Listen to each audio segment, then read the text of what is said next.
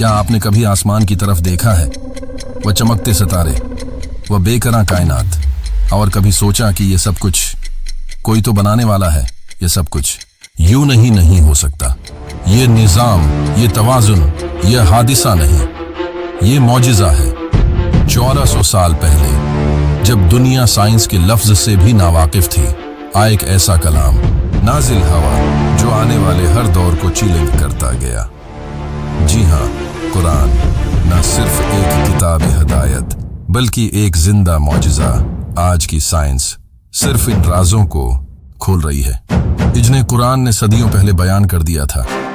आइए इन मौजिज़ात को जानते हैं जो ईमान को जगाते हैं और साइंस को हैरान कर देते हैं। रहम मादिर में बच्चे की तख्लीक का कुरान सूरह अल-मुमिनून आयत 12-14 में अल्लाह फरमाते हैं, और बेशक हमने इंसान को मिट्टी के खलासे से पैदा किया, फिर उसे नितफा बनाकर एक महफूज जगह रहम में रखा, फिर नितफा को जमा हुआ, खून बनाया, फिर खून के लोथड़े को गोश्त का टुकड़ा बनाया, फिर हड्डियों को पैदा किया और हड्डियों पर गोश्त चढ़ाया। आप रखें, ये अल्फाज आज से 1400 साल पहले कहे गए, जब इंसान को यह भी नहीं मालूम था कि रहम मादिर में बच्चा कैसे बनता है। आज की जदीद 3D अल्ट्रासाउंड टेक्नोलॉजी इन तमाम मराहिल की तस्दीक करती है, और यही वो लम्हा है जहां साइंस खामोश हो जाती है और कुरान बोलता है। बगबींग कायनात की पैदाइश सूरह अल-अंबिया आयत 30। क्या काफिर नहीं देखते कि आसमान और जमीन एक इकाई थे, फिर हमने उन्हें फाड़ दिया? ये आयत आज के साइंसदानों के नजरिया बिग बैंग को वाज़ेह करती है। वह लम्हा जब पूरी कायनात एक मकाम पर थी, फिर एक जोरदार धमाके हुआ और कायनात फैलना शुरू हो गई। ये बात साइंस ने अब समझी है, लेकिन कुरान ने सदियों पहले बता दी थी। समंदर की गहराइयों का राज सूरह अन-नूर आयत 40। या उनकी मिसाल अंधेरों की सी है गहरे समंदर में, जिसे मौज पर मौज ने ढांप रखा हो, इस पर बादल अंधेरे ही अंधेरे। क्या आप जानते हैं 1000 मीटर से नीचे समंदर में मुकम्मल अंधेरा होता है, वहां रोशनी का नाम और निशान नहीं होता। यह इल्म जदीद आबदूजों और समंदरी तहकीक से हासिल हुआ, लेकिन कुरान ने यह हकीकत सदियों पहले बयान कर दी थी। क्या कोई इंसान जो सहरा में रहता हो, जो समंदर के सफर से भी नावाकिफ हो, वह इन गहराइयों का जिक्र कर सकता है? नहीं, ये सिर्फ खालिक़ कायनात ही बता सकता है।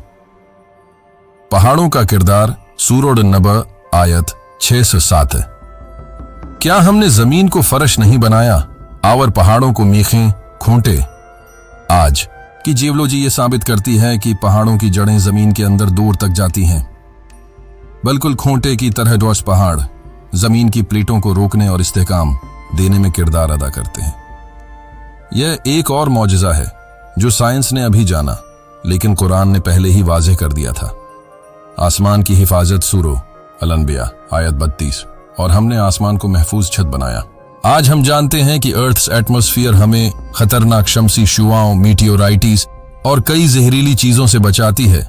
क्या कोई उम्मी शख्स जो 1400 साल पहले मक्का में रहता हो ऐसा बयान दे सकता है?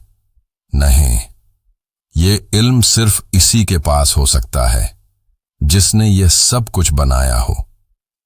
शहद की मुट्ठी और उसका रास्ता सूरह अन-नहल आयत 18। और तुम्हारे रब ने शहद की मुट्ठी के दिल में ख्याल डाला। आज की जदीद तहकीक बताती है कि हनी बीज मखसूस रास्तों पर सफर करती हैं। आन का दिमाग GPS की तरह काम करता है। कुरान में कहा गया, फिर वो मुख्तलिफ फलों से रस चूस कर अपने रब के हुक्म से रास्ते अख्तियार करती है। आया एक मामूली मुट्ठी और उसके अंदर इतनी तरतीब, इतनी अक्ल। यह सब कुछ इत्तेफाक नहीं, यह मौजिज़ा है। यह सिर्फ चंद मिसालें थीं।